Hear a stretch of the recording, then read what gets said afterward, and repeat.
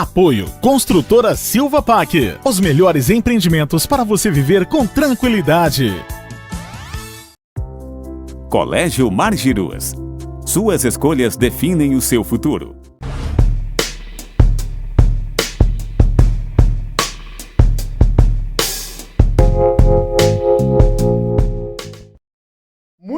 Muito boa noite você ligado aqui na TV Balneário Camboriú, a TV aqui da nossa cidade de Balneário Camboriú e região. Gostaria de agradecer a você que nos assiste ao vivo pelas plataformas, tanto pelo YouTube quanto pelo Instagram ou pelo Facebook. Lembrando que estamos ao vivo para a Aquatelecom, para toda a região aqui de Balneário Camboriú, os municípios vizinhos aqui. Então hoje no nosso programa a gente vai conversar, a gente vai bater um papo com ela que é professora, também advogada na área, me corrija se eu estiver errado, por favor, né, na área civil e também sabe muito, entende muito da área constitucional. E a gente vai hoje bater um papo com ela, professora Lisiane Pienis. Falei certo o teu sobrenome? Falou. Ah, muito bom. Se tem uma coisa que eu odeio, por exemplo, meu sobrenome é alemão. Quando fala Alamande, Alamed, Alemende, qualquer coisa que não seja o meu sobrenome, eu não me vejo identificado, né? Então, por isso que eu já pergunto. Primeira coisa, de onde surgiu a tua vocação para a área do direito e como que você chegou ao teu cargo hoje como professora, como advogada? O que te fez mover para essa área do direito? Bom, boa noite a todos, boa noite, Bruno, obrigado pelo convite novamente. Eu que agradeço. O ano passado eu já estive aqui, infelizmente não foi contigo que eu conversei, mas enfim, conversamos bastante naquela outra oportunidade. E então, o que me levou a escolher a área do direito foram coincidências da vida, porque eu fiz vestibular para outras áreas e acabei escolhendo o direito por ter passado no vestibular. Mas que eu via o curso de Direito, sempre vi o curso de Direito como uma oportunidade de conhecimento geral, né, que nos leva a conhecer várias áreas e o dia a dia das pessoas. E entrar para a docência também foi uma questão, abriu a vaga para o mestrado na Univale aqui de Itajaí, e eu sempre advoguei, só tinha advogado, tinha várias especializações, mas especificamente a docência veio em razão do mestrado, né, que foi uma área mais ampla, mas que como eu já tinha feito uma especialização em direito constitucional, eu acabei indo para o lado do direito constitucional em sala de aula, né, mas eu atendo no escritório modelo da Univale, tanto Itajaí como Balneário Camboriú, em outras áreas também, mas todas elas sempre têm como base o direito constitucional. Legal. Mas no final do programa, eu vou querer que você passe para a nossa audiência os canais para poder entrar em contato quando precisar, tudo mais. Né? Só que antes eu queria entender primeiro uma coisa. Eu não sou da área do direito, né? Não conheço a área do direito, mas eu percebo, né, eu como cidadão, que hoje existe uma certa dificuldade no entendimento, principalmente nos debates dentro da área acadêmica. Por que eu falo isso? Porque eu particularmente percebo que há uma dissonância em relação ao que se debate dentro das faculdades e aquilo que se vive de fato nas ruas, né? Que afinal de contas o direito é uma coisa das ruas, né? Que se expõe às regras estruturais para se viver em sociedade. É dessa forma que eu enxergo o direito. Então, por que hoje se tomou essa conotação tão diferente em relação ao direito, né, aplicado, né, de fato para o cidadão, e esse debate acadêmico que hoje eu vejo que não acrescenta para a vida pública? Na verdade, o curso de Direito ele acaba levando o acadêmico ao processo. Tudo é relacionado ao processo. E aí, como vai ser o processo? Como vai ser processado? Como vai ser punido? Mas antes disso, nós temos que pensar no direito em si. E tudo realmente tem que ser aplicado ao direito em si, né? Como, por exemplo, atravessar a rua, quantos direitos nós temos ali? E as pessoas não fazem essa reflexão, não tem esse discernimento de que eu estou exercendo vários direitos fundamentais ao atravessar a rua. Então já querem saber se passar na faixa, qual vai ser a penalidade, se não passar, se parar, se não parar, quanto vai ser a multa. Então, e essas questões são muito processuais e esquecem do básico, que é o direito fundamental em si e o próprio exercício desse direito. Bom, então, hoje, né, quando a gente fala em relação à questão do direito, a gente não está falando apenas do âmbito legal, a gente está falando da convivência entre pessoas, né? Sim, a convivência também, a observância dessa convivência, ela é baseada nos direitos fundamentais. Quer dizer, o contrário, né? Os direitos fundamentais surgiram em razão da convivência das pessoas em sociedade. Porque lá no início, as sociedades sempre existiram e eram famílias. Né? Então, como é que se acontecia essa convivência entre famílias? Tinham regras de conduta, regras de moral, ética, e isso precisava ser ordenado. Então, foi assim que surgiram, né, as regras do direito para poder organizar a sociedade. E eu vejo, que eu acredito que seja a tua opinião também, que essas regras de sociedade hoje não existem mais. Antes da gente saber o que está positivado, ou seja, o que está escrito, o que estão nos códigos, o que está na Constituição, são regras de conduta que as pessoas deixam de lado por inúmeras razões, né? E que hoje em dia a gente vê que essas razões estão baseadas e fundamentadas principalmente em política e esquecem em religião, né? E esquecem que existe um princípio da própria sociedade que política, religião e time de futebol não se discute, né? A gente pode trocar uma ideia, mas a gente não pode efetivamente se posicionar nesse sentido, querendo que a sua opinião prevaleça. Nós temos a nossa convicção, essa convicção tem que ser mantida, mas a gente não pode discutir e deixar questões de ética e moral de lado em razão de uma paixão, que isso acaba sendo uma paixão e é esquecido todo o resto.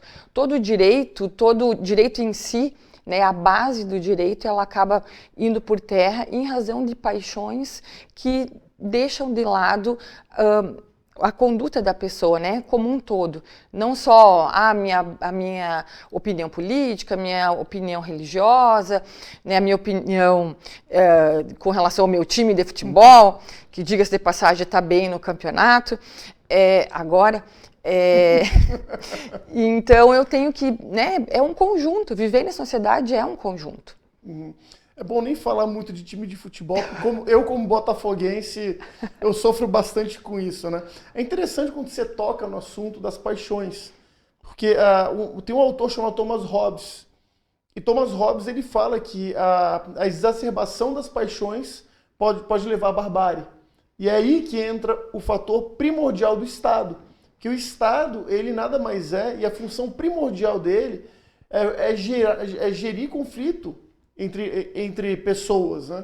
Então, por exemplo, quando eu vejo um ministro como o Luiz Eduardo Barroso, que deveria ser um guardião da Constituição e dos modos, né, das pessoas e tudo mais, os costumes, e para, inclusive, salvaguardar, aí eu falo não dentro do juridiquês, né, mas para salvaguardar a ordem entre as pessoas. Quando você ouve ele falar que o agente do direito ele precisa ser um transformador da sociedade, ou seja, um editor da sociedade, eu acredito que é algo de muito negativo aí, né? Primeiro porque ele não concorda com a ordem normal das coisas, e segundo, o que será que eles estão propondo para corrigir o andamento da sociedade? Então eu te pergunto, esse pensamento que hoje tomou conta das universidades, de transformar agentes públicos, advogados e tudo mais para editores da sociedade, isso não pode transferir um risco para a própria sociedade? Bom, por tudo que tu falou, eu preciso dizer que o quê? O STF, ele faz parte do Poder Judiciário.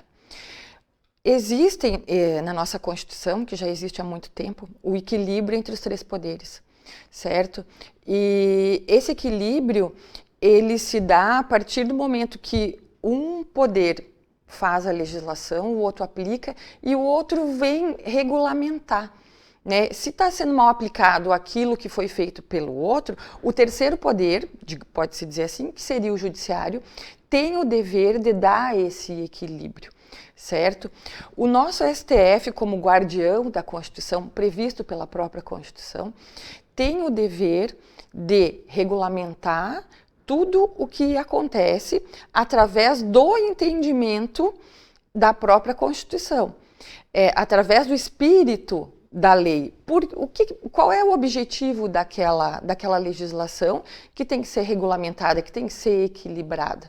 E esses objetivos da legislação estão lá nos fundamentos. Quando se cria uma lei, ela tem as próprias fundamentações, certo? E eles, muitas vezes, essas pessoas que estão indicadas para os cargos de ministros do STF, porque são indicações, certo? Talvez essas indicações estejam sendo feitas de maneira equivocada por pessoas que não têm uma vivência no dia a dia, né? Como, por exemplo, o ministro Fux, né? Eu vou citar só o nome dele, porque ele tem uma carreira, né? Ele foi promotor de justiça, ele foi ministro do STJ, ele foi do TJ do Rio de Janeiro também. Então ele passou pelo Ministério Público, entrou na magistratura, ele tem uma carreira.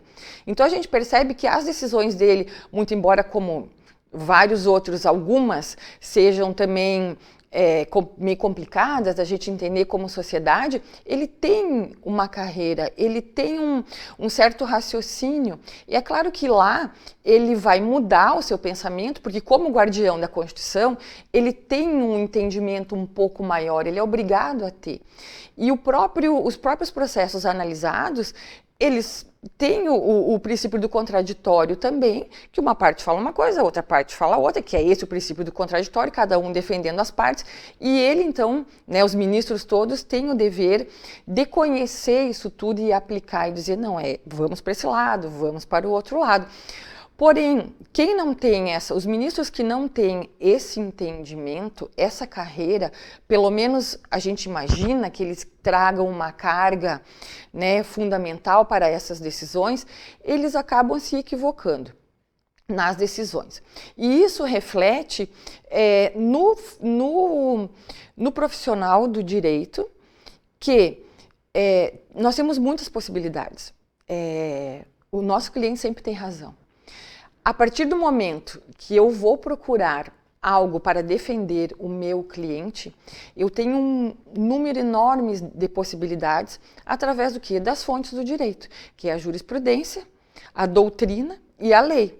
Então eu posso construir toda uma tese defendendo o meu cliente, certo? E quem vai me dar base para construir essa tese como operadora do direito é o STF, entre outras, né, entre as outras fontes que eu falei, o STF através da jurisprudência. E a gente verifica que a construção dessas teses pode virar lei ou não, vão dar base para outras teses. E isso libera muito. A gente fica muito liberado para a criação de teses diferenciadas, defendendo sempre o nosso cliente, fazendo com que o direito cresça, porque o direito, querendo ou não, ele é um muro que se vai construindo. A gente vai construindo, decisões, por exemplo, do ano passado, hoje já de repente não servem mais, porque é um muro, a gente vai colocando tijolinho. A cada processo que a gente ingressa com um pedido diferenciado, onde se tem uma sentença, um possível recurso, uma jurisprudência, é um tijolinho que eu estou construindo a sociedade, estou evoluindo, fazendo a sociedade evoluir de acordo com aquele meu pedido, naquela área do direito, né? E as discussões, né, que se tem na universidade, muitas vezes não trazem, né, essa inovação, porque nós precisamos, do curso de Direito, por exemplo, a gente precisa dar uma base para os acadêmicos, para eles saberem que eles podem recorrer a isso. Mas como o curso só são 5 anos, nós não temos tempo de discutir essas decisões em si. Nós, do escritório modelo, né, eu vejo pela minha experiência, a gente tem essa possibilidade em razão de estar no dia a dia com o processo. Mas é um tempo muito curto. É um tempo muito, muito curto. E o profissional do direito, o advogado, enfim, tem que estudar muito para chegar a essa conclusão, tem que ter uns 3 ou 4 anos de prática para chegar a essa conclusão de que nós construímos o direito diariamente, né? Mas que não é impossível. Né? É um objetivo a ser alcançado. Para quê? Para que a gente possa ter sempre decisões de acordo com aquilo que nós pensamos, de acordo com o nosso cliente, de acordo com os objetivos do direito com base nos problemas sociais. Porque o que é um operador de direito? O que é um advogado? Nós resolvemos problemas das pessoas todos os dias. Né? As pessoas não queiram achar que nós estamos ali para bonito, para eu ter um advogado. Não é bem assim. O nosso dia a dia é resolver problemas. Com base no quê? Na nossa legislação. Quem faz a nossa legislação? Os políticos. Que políticos são esses? Aqueles nossos representantes. E aí eu retomo lá aos 3 poderes, né? Que o legislativo, que é eleito por nós. Então, eles levam os problemas da sociedade, eles fazem a legislação de acordo com os problemas da sociedade. Essa é a teoria, que é muito bonita, né? Eles levam os problemas e discutem os problemas da sociedade. Eles são representantes, eles têm a nossa procuração através do quê? Do voto, que está previsto na Constituição também. E o voto é a nossa esperança de que os nossos problemas sociais sejam resolvidos. E muitas vezes não são. Né? Agora eu vim escutando um programa, estava falando sobre, fulano está fazendo política. Né? A gente sabe que a política exige muita manobra, mas essas manobras acabam sendo muito prejudiciais à sociedade, que o objetivo final é o nosso interesse. E nós temos visto que o nosso interesse tem sido deixado de lado, né? E muitas vezes totalmente de lado em razão da questão financeira, né, para não falar em corrupção, né, e quem chega lá em cima no STF são pessoas com interesses políticos também, né, infelizmente tem sido isso que a gente tem visto no nosso Tribunal Superior. Agora, você tocou num ponto que eu acho fundamental, né, quando a gente fala em relação a toda essa questão do direito e tudo mais, né, que é a questão de quem faz as leis. Né. Eu particularmente percebo primeiro, né, que nós somos animais políticos. Se eu não estou enganado, Platão já falou que o que nos difere dos outros animais é que nós fazemos política. Então não tem como fugir disso, né? Nós somos animais políticos. Agora, a grande questão que eu vejo, por exemplo, é toda vez que eu vou a Brasília eu me assusto. Porque Brasília é uma cidade que cria leis, no entanto, os políticos que lá estão numa cidade que é diferente, por exemplo, do Rio de Janeiro. Rio de Janeiro, né, se você, por exemplo, eu não consigo imaginar um escândalo do mensalão ocorrendo no Rio de Janeiro. Porque na primeira oportunidade o camarada sai do Palácio do Catete, o cara toma uma surra na Cinelândia. Não tem, porque tem a proximidade com o povo. Já em Brasília, é uma cidade que todo mundo vive e deve algum tipo de favor à própria máquina pública. Então, ou seja, a própria corrupção da lei, ao meu ver, já acontece por conta disso. Aí eu comento uma coisa contigo.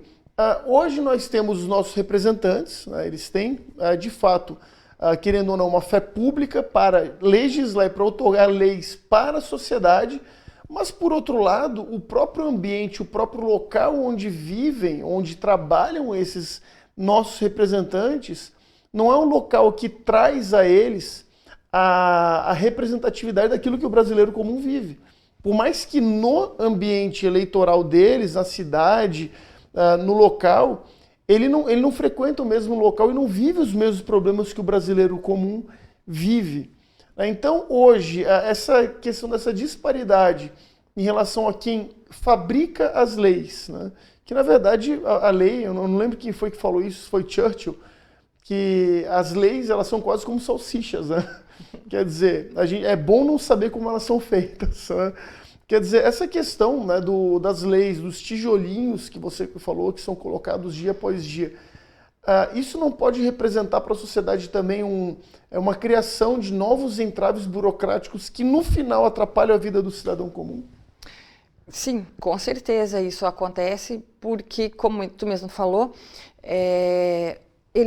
os políticos que têm a incumbência de criar a legislação, eles estão muito longe. Por que a gente não vê esse problema, por exemplo, no município?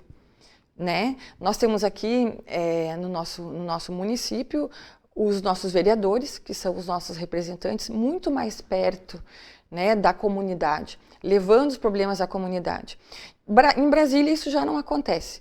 Né? Tem uma pessoa muito próxima a mim que ela diz que Brasília é um outro mundo, é um outro planeta, e ela tem toda a razão quando ela fala isso.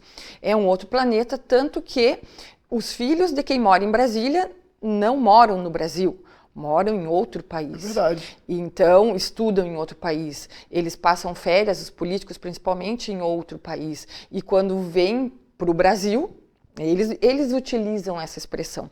Vou para a cidade, né? Vou para o Brasil. Né, vou para o sul, enfim, nordeste, seja lá o estado de que for o representante, mas eles tratam como o Brasília é um local de discussão, mas muito dissociado da realidade. E, inclusive, quem conhece Brasília sabe que quem trabalha, os trabalhadores, né, de Brasília moram nas cidades satélites. Por que tanta cidade satélite ali? Porque é outro mundo. Né? E essa distância prejudica o bom andamento daquilo que é feito lá. Né? E a burocracia, principalmente, é uma coisa absurda, porque existe um excesso de cuidado que acaba tornando o que deveria ser um acesso fácil, digamos, à lei, um acesso fácil aos nossos direitos, ele é cheio de entraves, de burocracias que atrapalham. E isso é feito por quem? Por quem não utiliza o serviço, digamos assim, porque nós temos muitas questões, muitos direitos nossos são serviços, estão à nossa disposição. Eles são serviços, por exemplo, o direito do consumidor, ele está a nosso serviço. Né? E existem várias questões ali no direito do consumidor que tornam o negócio meio truncado. Né? Muito embora hoje nós já saibamos, e os tribunais de primeira instância estão utilizando, que são sites do consumidor, né? Tem o consumidor.gov, por exemplo, que é perfeito. Tem inclusive o nome das empresas lá que a gente quer reclamar, a gente clica já no nome da empresa, faz a reclamação, de 3 a 5 dias a empresa já dá um retorno, e isso auxilia muito o judiciário.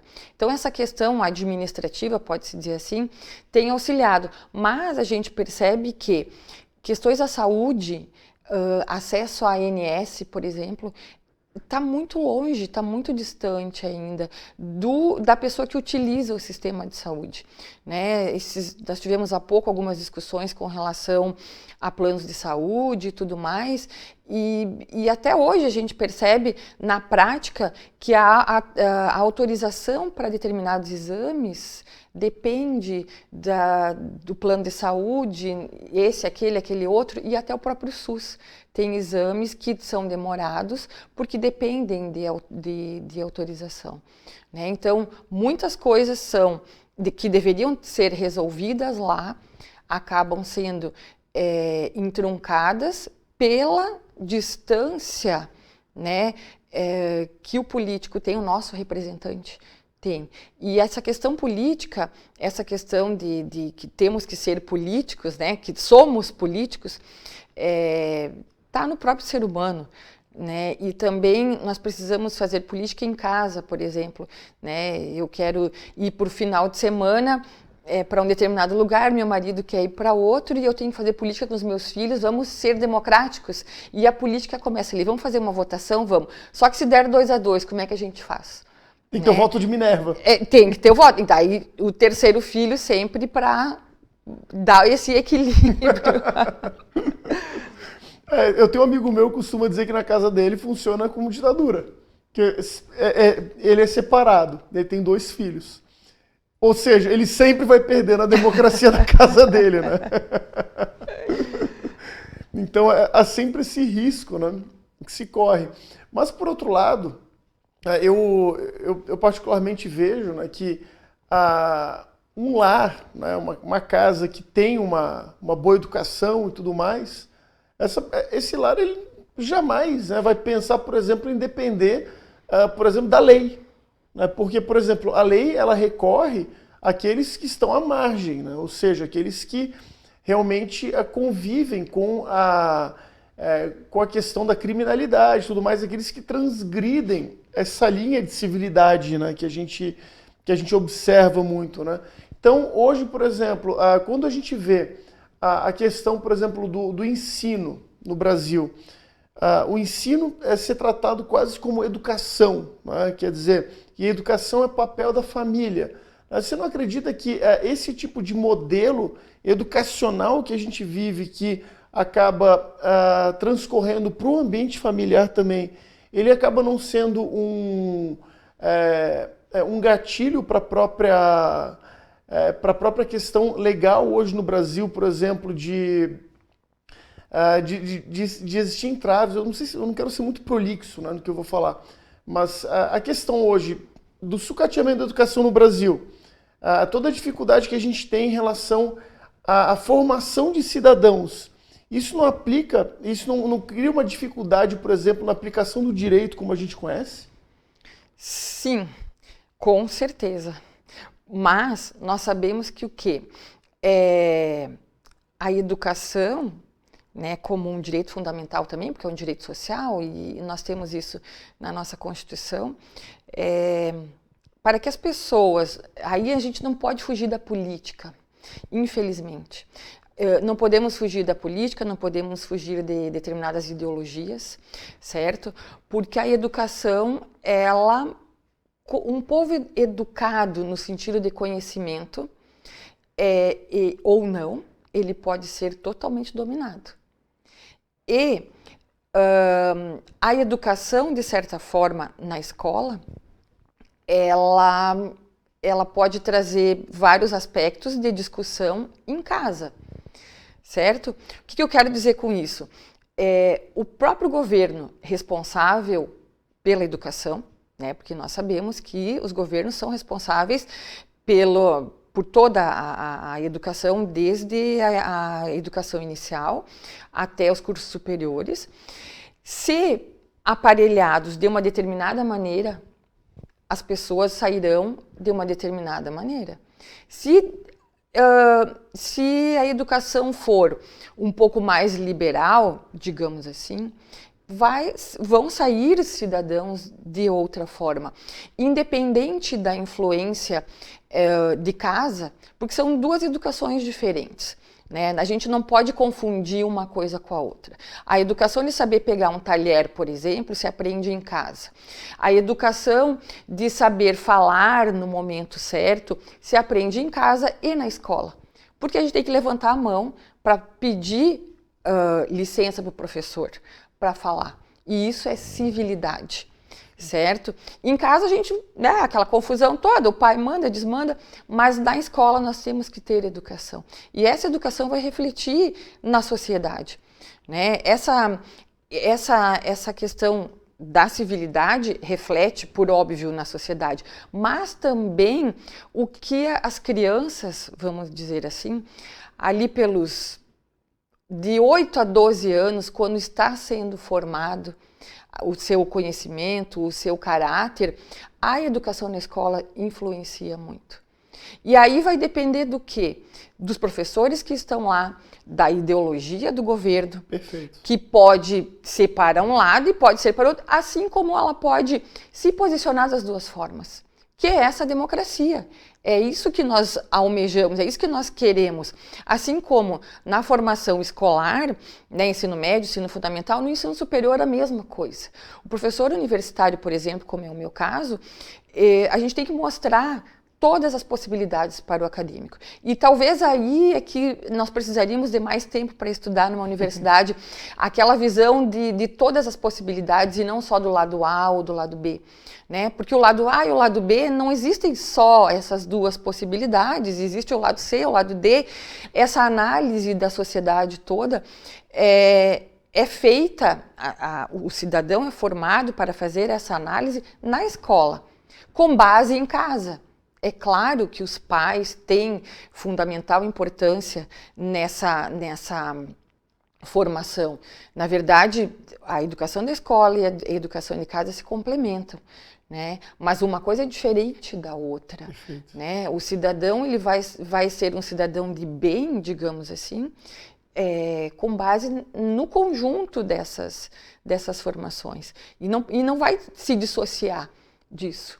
Né? Ah, fulano tem tendência. Não, peraí, ele tem alguma tendência porque ele teve a possibilidade, tendência ao lado B, ao lado A, ele estudou, ele leu, ele pesquisou.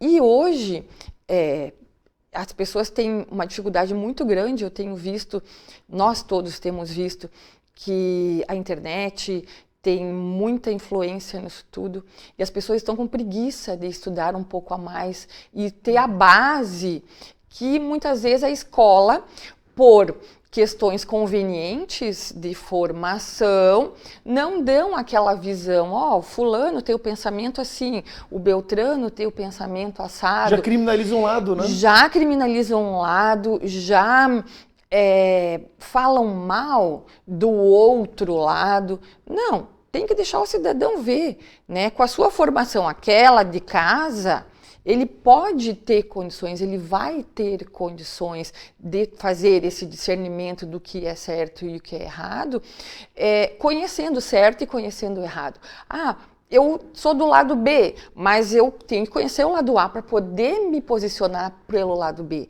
E hoje a gente tem visto que, olha, 90%, mais até, da sociedade que, infelizmente, a nossa educação é péssima, né? A educação fundamental é péssima. Eu sou de uma linha que acho que deveríamos ter direitos constitucionais na escola. Não, eu também concordo plenamente. Né? Nós não temos essa questão lá de educação moral e cívica. A gente ressignifica tanta coisa hoje em dia, né? Poderíamos ressignificar a educação moral e cívica. Né? O SPB também, que é a organização... Sociopolítica brasileira. Isso, essa mesma. Poderíamos ressignificar tudo isso. A gente ressignifica tanta coisa em disciplinas na escola de cidadania, por exemplo. Mas uma cidadania voltada efetivamente à cidadania e não restrita a determinadas visões mais liberais de cidadania.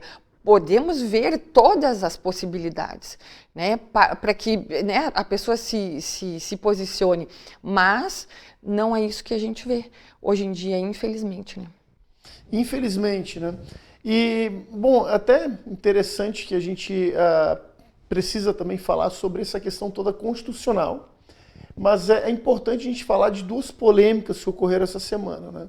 A primeira, né, foi o assassinato cruel, bárbaro, do tesoureiro do PT em Foz do Iguaçu, né, que eu particularmente vejo, eu não vi como um crime político, eu vi que a discussão ela pode ter tomado uma conotação em virtude de um fato gerador político, né, que era uma festa temática, mas do que eu observei dos fatos, né, do cara arremessando a pedra, eu acredito que ali foi o gatilho. Então a desavença ela começou daquilo. Porém, né, não obstante, nada tira o direito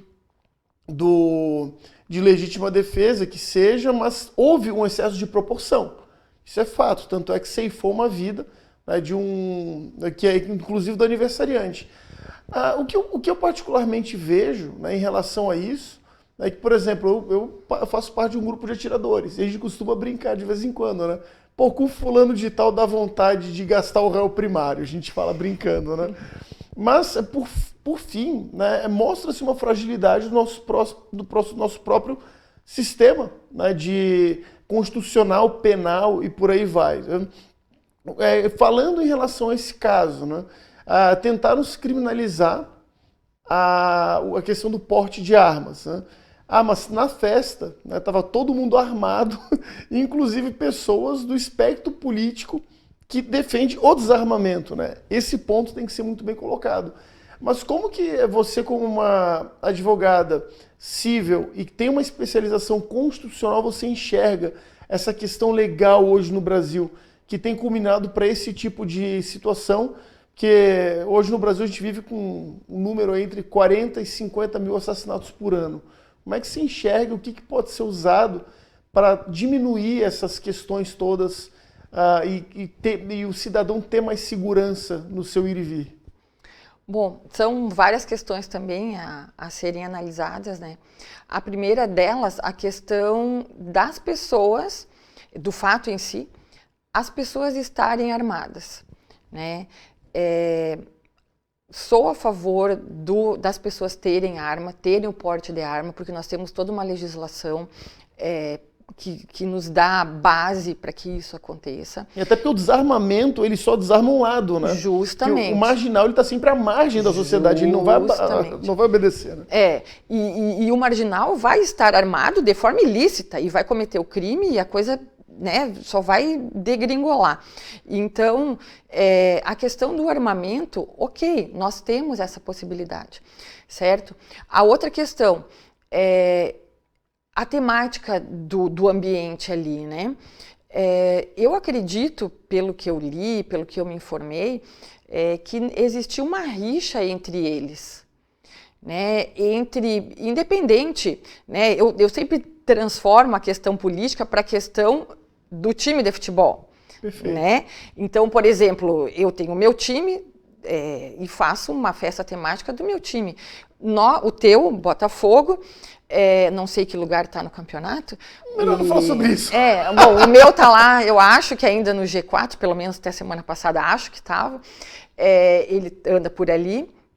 Eu faço uma festa temática virada em vermelho, lá no Inter, né? Que o meu time é o Inter. Perdeu de virada para o Botafogo, só para deixar claro. Pois é, mas a gente tem ganhado, assim, né? Algumas vezes tem dado certo no campeonato. Mas, enfim. E tu sabe que tu vai lá no meu aniversário e eu tô numa festa no Inter, mas tu não concorda com isso. Eu tô armada porque eu tenho porte, certo? Sei que vai estar uma galera que não gosta do meu time, mas nem por isso a gente vai sair atirando um no outro, né?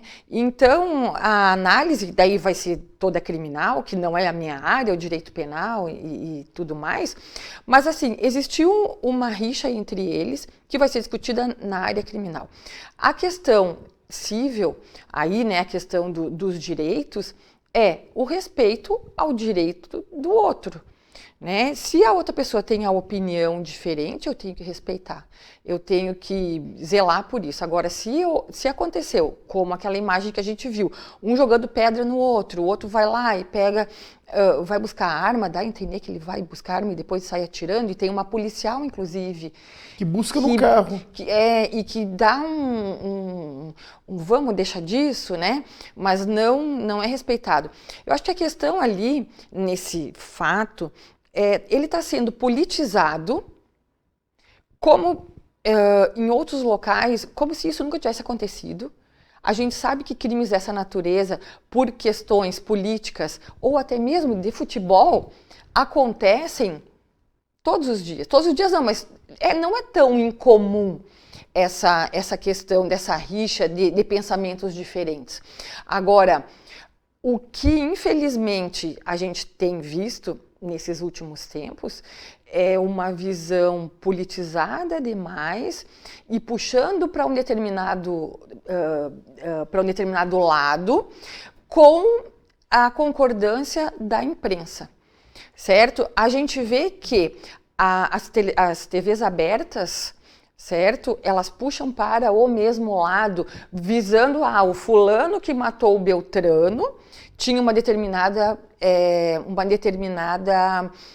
posição política, né? E se fosse o contrário, que afinal de contas o que atirou, o que morreu era de uma posição, mas ele atirou também, ele jogou pedra no outro. Então, existiu uma legítima defesa ali, existiu uma coisa por questões políticas. E o que está sendo dado enfoque nesse crime todo, nesse fato, né, que é uma coisa horrível, é a questão política, equivocada. Tem que se discutir, nesse caso, os direitos de cada um deles enquanto cidadão que está defendendo a sua vida ou a sua liberdade, porque um estava fazendo a festa num local, numa associação ele estava, né? Eles estavam reunidos, né? Mas era uma festa particular. Né? Então, existem aspectos ali de direito à liberdade, de direito à segurança, que são tão importantes quanto a questão criminal. E aí eu volto lá no começo, quando a gente começou a conversar, as questões processuais, né? Porque as pessoas estão interessadas, ele vai ser preso, ele não vai ser preso. Né? Mas por trás disso nós temos uma questão toda de segurança pública, nós temos uma questão de direito à liberdade, segurança pública, segurança privada, né, também, e uma questão de direitos à liberdade. Eu tenho liberdade ou não de fazer uma festa na minha casa ou numa associação que eu fui lá e eu posso manifestar a minha questão, o meu pensamento político em determinados locais? Posso ou não posso? Né? Essa é a questão que tem que ser discutida também paralela à questão processual, que hoje as pessoas que, como diz o ditado, direito, medicina e tem uma outra área, todo mundo é metido a saber um pouco, né? E as pessoas não sabem nada, algumas, claro, sabem porque estudam, mas a maioria vai sair dando opinião sobre o que viu na TV aberta e, pior, em algumas redes sociais que têm tendências completamente diferentes, não têm o objetivo de educar e de conhecimento em si. E aí vai também o direito à liberdade, né? Da gente optar por aquilo que a gente quer escolher, que a gente quer optar por aquilo que vai ser o melhor para a gente, ou então conhecer todos os lados. Né? E saber se posicionar, mas para saber se posicionar o fato tem que ser posto de forma verdadeira. Perfeito. E não de forma editada, que a gente vê muito, e estamos para ver muita coisa editada daqui para frente, com campanha política, campanha, né, para presidente da República, né? para todos os cargos que nós vamos votar esse ano. Saem muitas coisas editadas e para manipular o pensamento político, o pensamento do cidadão, né, da sociedade em si. Então, na minha opinião, essa questão são vários aspectos a serem debatidos e não só a punição ou não. Não só também o que levou à posição política dos envolvidos, eu acho que isso é um detalhe, certo? Se foi isso que motivou a discussão, isso vai ser discutido na esfera criminal, né? Mas a liberdade dos dois está em jogo pelo fato de um ter a liberdade de ser de um lado e o outro ser do outro, e tem que conviver, porque a sociedade é isso, né? É um pouco de bom senso, na verdade muito bom senso, porque se nós não tivermos bom senso, vai morar no meio do mato, né? Então tem que ter bom senso para poder conviver, e bom senso para saber escutar um lado e outro e saber se posicionar, independente do que, né, da questão processual que vai penalizar ou não, que é uma outra questão também a ser debatida e discutida. O processo penal, o processo criminal não é a minha área, mas é uma coisa muito, pelo meu conhecimento, a gente sabe que é uma coisa muito entroncada, né? É óbvio que eu não vou deixar de lado as questões fundamentais, isso a gente não pode deixar de lado, né? Direito à ampla defesa, né? Todos somos inocentes até que prove o contrário. temos que defender todas as pessoas, todos têm direito à defesa, está lá na nossa própria Constituição, quem matou tem direito à defesa, porque pode ter redução da sua pena, tem que ser analisado toda a questão criminal, né, isso tem que ser analisado, mas debatido por aquelas pessoas que têm o conhecimento, que é o pessoal da área do direito e as pessoas, né, como eu digo, o povão em geral, tem que conhecer os direitos fundamentais. E quais são os direitos fundamentais envolvidos ali? Segurança e liberdade. Até porque depois o povão, né, a partir do momento que acontece alguma coisa, não vai ter mais o direito de falar, ó, eu não sabia. A lei, ela tá ali e você obrigatoriamente vai precisar aplicar.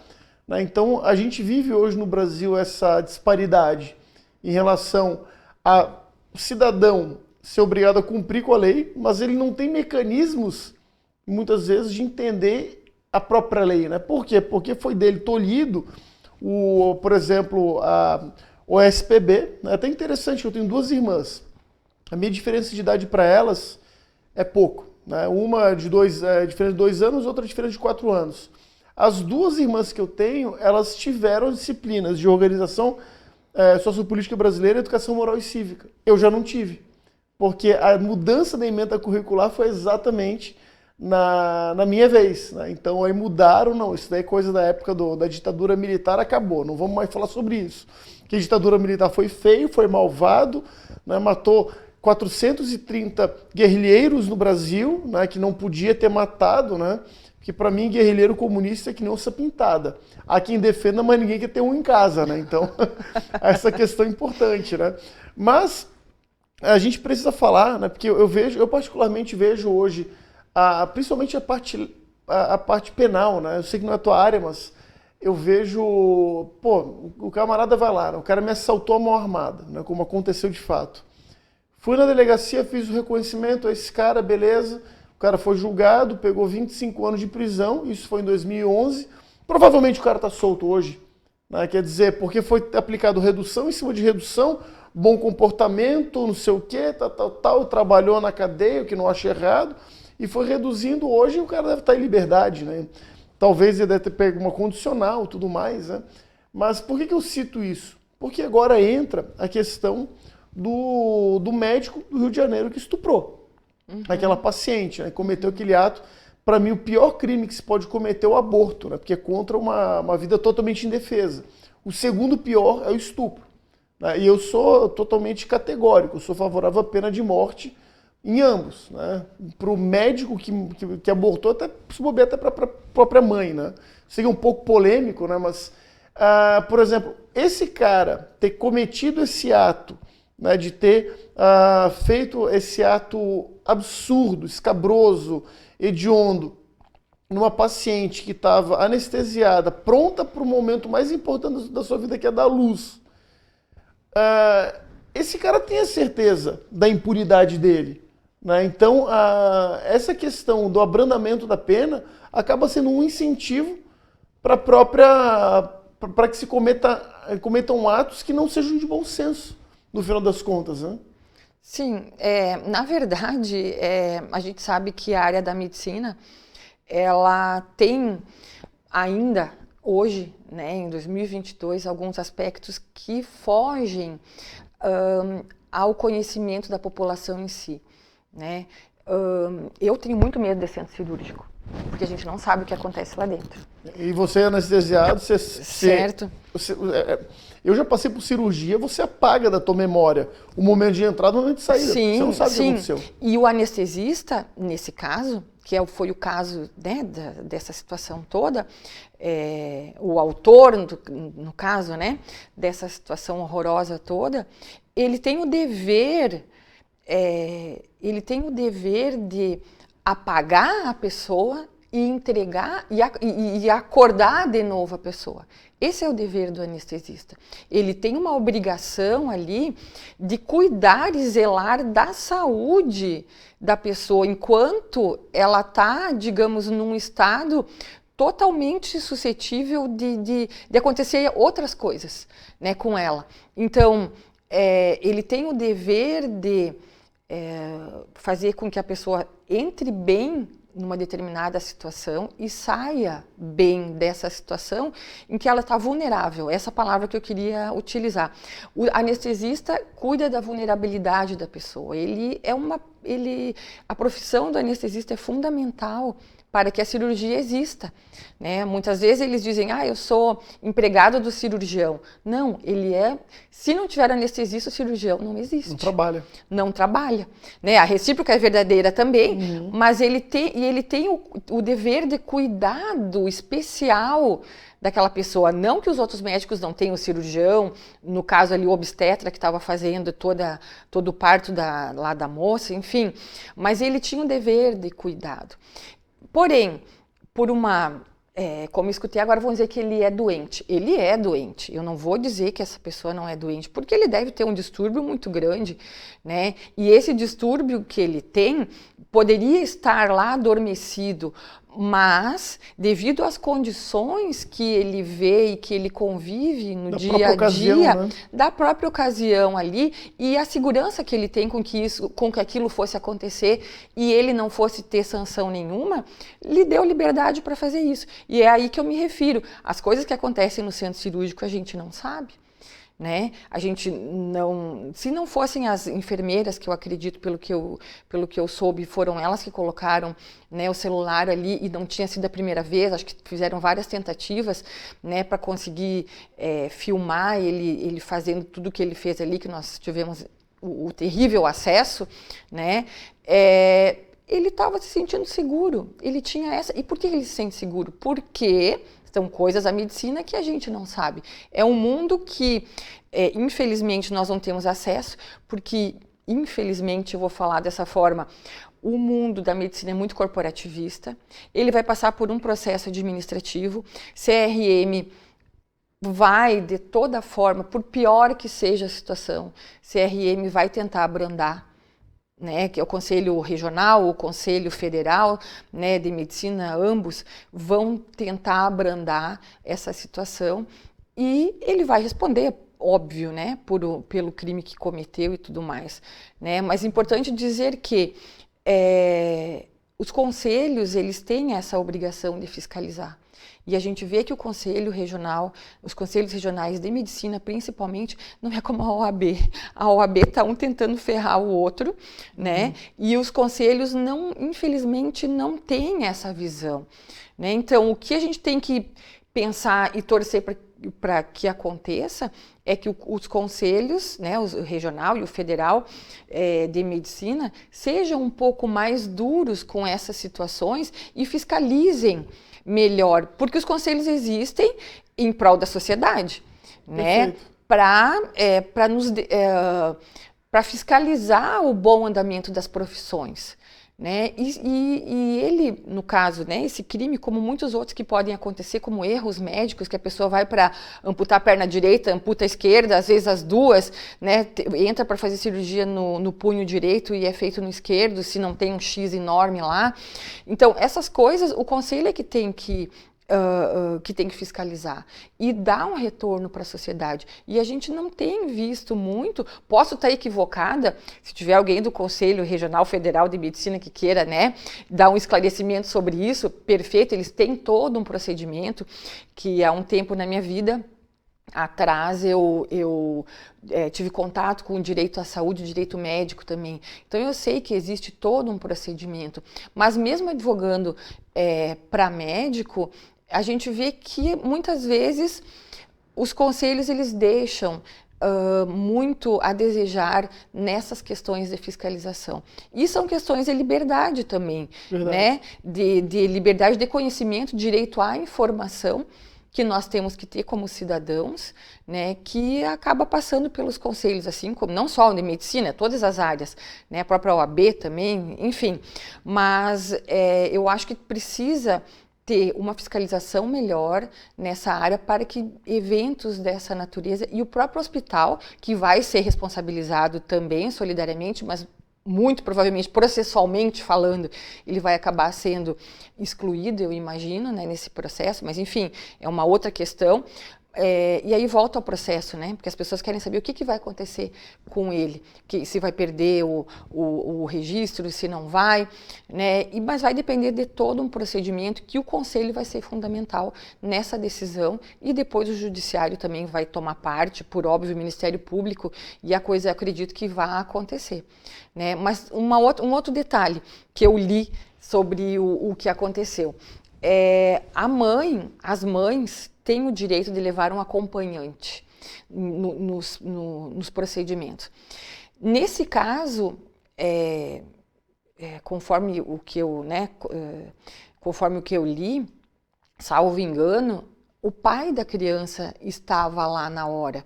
Só que ele foi acompanhar o bebê, porque, né, o bebê estava ali recém-nascido, foi acompanhar o bebê e deixou a mãe ali, porque ela estava em boas mãos com o anestesista.